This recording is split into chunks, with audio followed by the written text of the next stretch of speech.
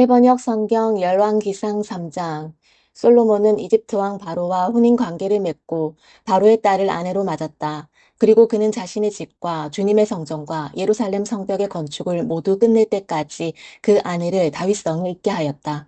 주님께 예배드릴 성전이 그때까지도 건축되지 않았으므로 백성은 그때까지 여러 곳에 있는 산당에서 제사를 드렸다. 솔로몬은 주님을 사랑하였으며 자기 아버지 다윗의 법도를 따랐으나 그도 여러 산당에서 제사를 드리며 분향하였다.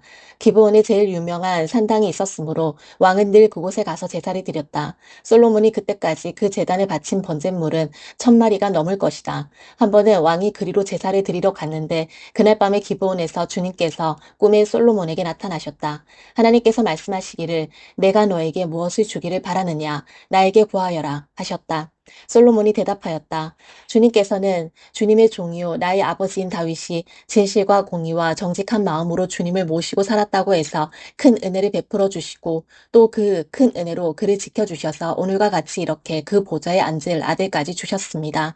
그러나 주 나의 하나님, 주님께서는 내가 아직 어린 아이인데도 나의 아버지 다윗의 뒤를 이어서 주님의 종인 나를 왕이 되게 하셨습니다.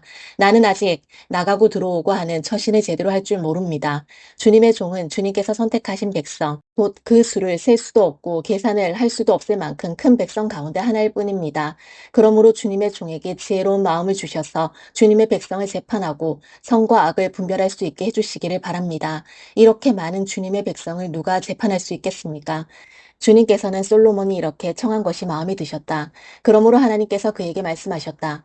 내가 스스로를 생각하여 오래 사는 것이나 부유한 것이나 원수 갚는 것을 요구하지 아니하고 다만 재판하는 데에 듣고서 무엇이 옳은지 분별하는 능력을 요구하였으므로 이제 나는 내 말대로 내게 지혜롭고 총명한 마음을 준다. 너와 같은 사람이 너보다 앞에도 없었고 내 뒤에도 없을 것이다. 나는 또한 내가 달라고 하지 아니한 부귀와 영화도 모두 너에게 주겠다.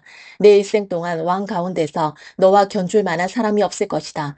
그리고 내 아버지 다윗이 한 것과 같이 내가 나의 길을 걸으며 내 법도와 명령을 지키면 내가 오래 살도록 해주겠다. 솔로몬이 깨어나서 보니 꿈이었다. 그는 곧바로 예루살렘으로 가서 주님의 언약궤 앞에 서서 번제와 화목제를 드리고 모든 신하에게 잔치도 베풀어 주었다. 하루는 창녀 두 사람이 왕에게 와서 그 앞에 섰다. 그 가운데서 한 여자가 나서서 말을 하였다.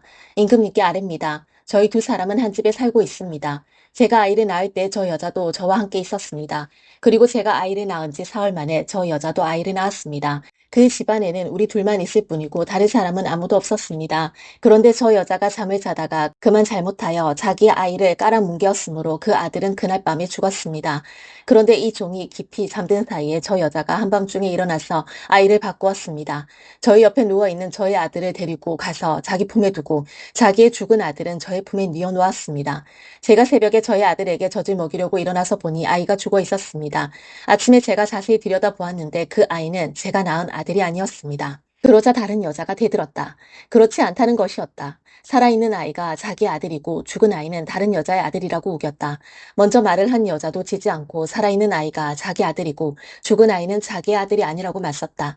그들은 이렇게 왕 앞에서 다투었다. 왕은 속으로 생각하였다. 두 여자가 서로 살아있는 아이를 자기 아들이라고 하고 죽은 아이를 다른 여자의 아들이라고 한다. 그렇다면 좋은 수가 있다. 왕은 신하들에게 칼을 가져오게 하였다. 신하들이 칼을 왕 앞으로 가져오니 왕이 명령을 내렸다.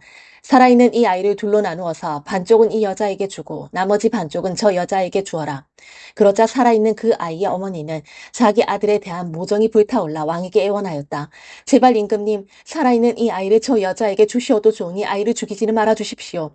그러나 다른 여자는 어차피 내 아이도 안 될 테고 네 아이도 안 될 테니 차라리 나누어 가지자 하고 말하였다. 그때 드디어 왕이 명령을 내렸다. 살아있는 아이를 죽이지 말고 아이를 양보한 저 여자에게 주어라. 저 여자가 그 아이의 어머니이다. 모든 이스라엘 사람이 왕이 재판한 판결 소식을 들었다. 그리고 백성들은 왕이 재판할 때에 하나님께서 주시는 지혜로 공정하게 판단한다는 것을 알고 왕을 두려워하였다. 아멘.